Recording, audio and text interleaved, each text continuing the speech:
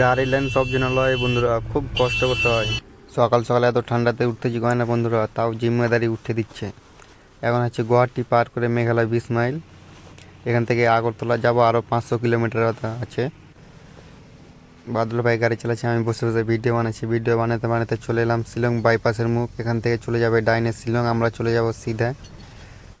আমরা সিধা চলতে আসার পরে এখানে কিছু দূরে এসে গাড়িতে BS4 ভরছি, কারণ BS4 নাই গাড়িতে। ডিএফ উড়িয়া উড়িয়া ভরার পরে এখানে চা বিস্কুট টিস্কুট খেয়ে নিলাম, খাচ্ছি এখন বসে বসে।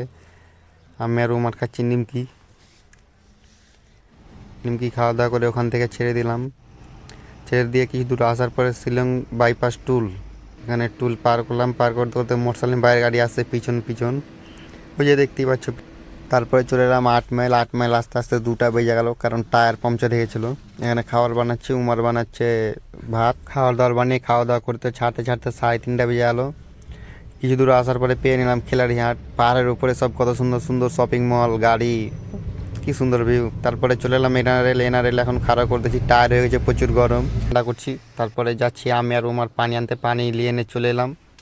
তারপরে এখান থেকে কিছু টায়ার ঠান্ডা করে ছেড়ে দিলাম গাড়ি, আবার চলতে থাকলাম। তারপরে চলে এলাম লং শিলং স্টার সিমিট।